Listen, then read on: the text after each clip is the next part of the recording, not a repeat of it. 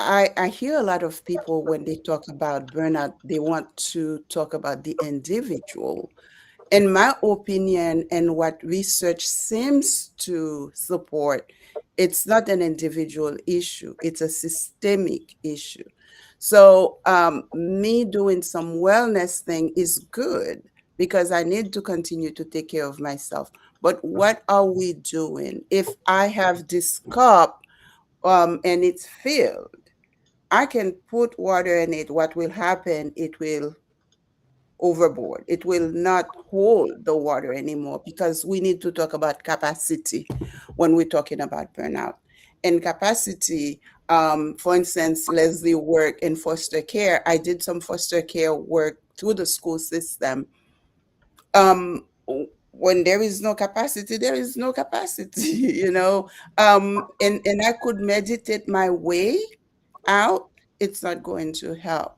So what I often suggest is to look at the early signs.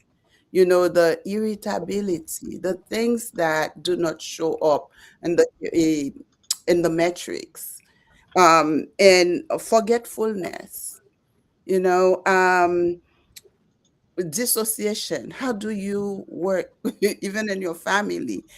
Do you dread going? Do you sit in the car for about 10 minutes? So those are the things that we need to start paying attention to. Then we can intervene. Then, and also we need the system to understand what it does to us. Yeah, I think that's such a great point, and that's one of the reasons why, I think there are some tangible coping skills, right? Like we definitely need tools that are going to help us get through stressful moments, right, to survive the system. But coping skills cannot be another way, like to help us tolerate harmful Mm, environments, right? And so oftentimes burnout and stress is not even a proper diagnosis for a mhm, system that is requiring sacrifice, for a system that requires you to oftentimes people are really doing core value work, right? This doesn't align with my values, the work that I'm doing. I'm being bullied at work. My supervisor mhm, is speaking to me disrespectfully. I'm being expected to walk it. So I think that oftentimes the conversation about burnout and stress is it's a way to pacify, I think, what's really happening in our mhm, organizations, right? And so burnout and stress is absolutely real. And when we want to talk about that, coping skills are a great way to manage that. Getting into therapy, taking some breaths, regulation, all of that is great. But that is actually not going to become the answer or the antidote to something much larger and much deeper. Some of the things that we've normalized in our workplaces, the leaders that go unchecked, right? The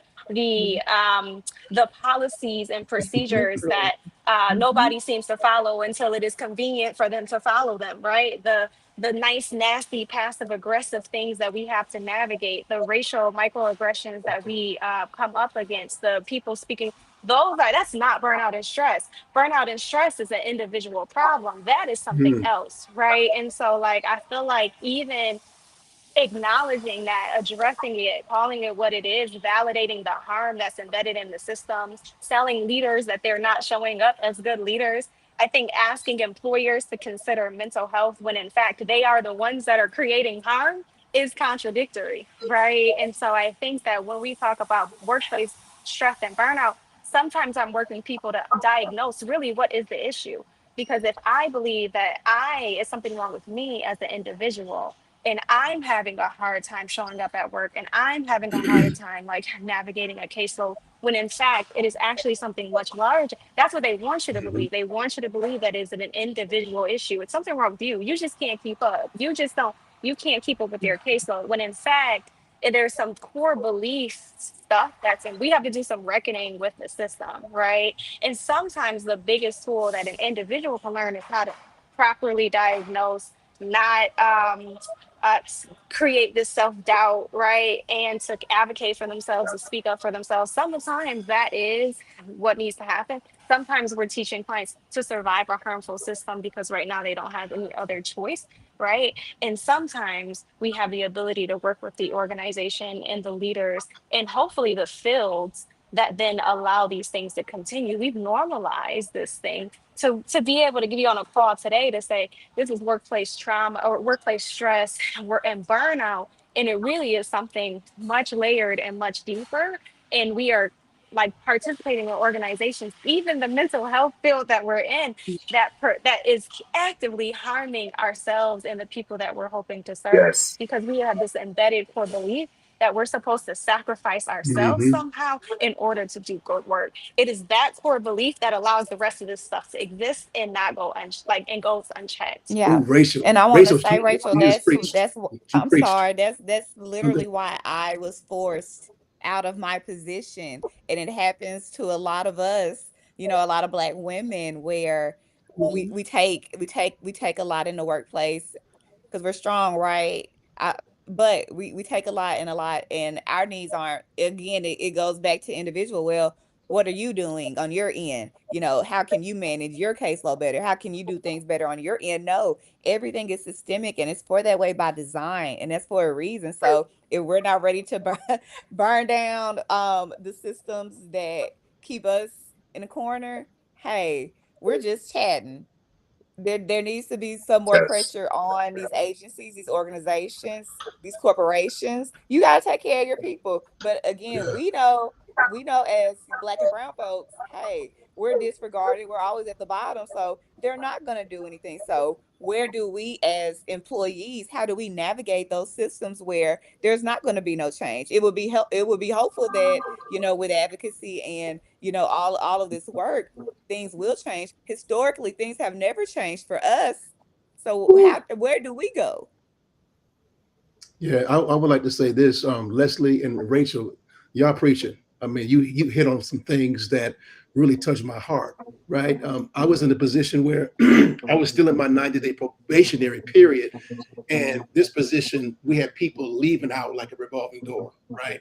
And so I was pretty much led to believe that my skills were being questioned, my competency, right?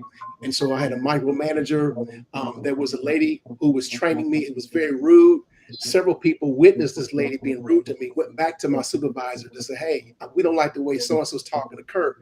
But they were real cool, so she didn't want to address it. So she kept saying, "Well, I'm going to let them work it out." Right? So I'm coming to work every day. I'm stressed out.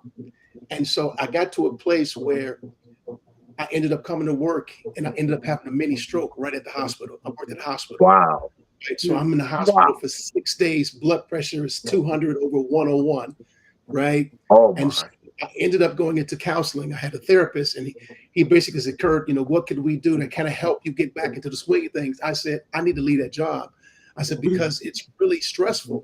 Right. And so then I was faced with the reality of if I leave this job, how am I going to pay my bills?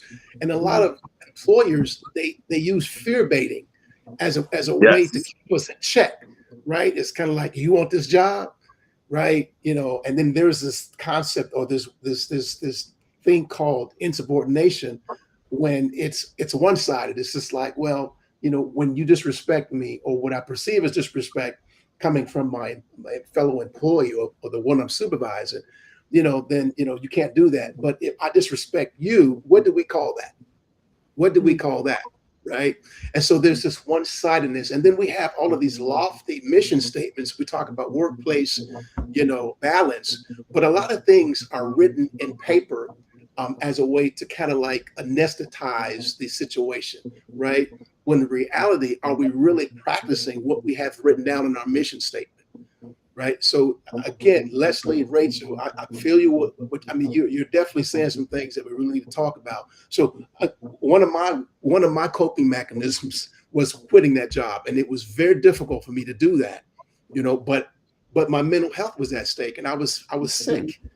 Right. And so my thing is sometimes we have to really evaluate, excuse me, whether or not this situation is really worthwhile, staying in it, right? Because are we putting ourselves at risk for staying in a situation because we are afraid we won't be able to pay our bills?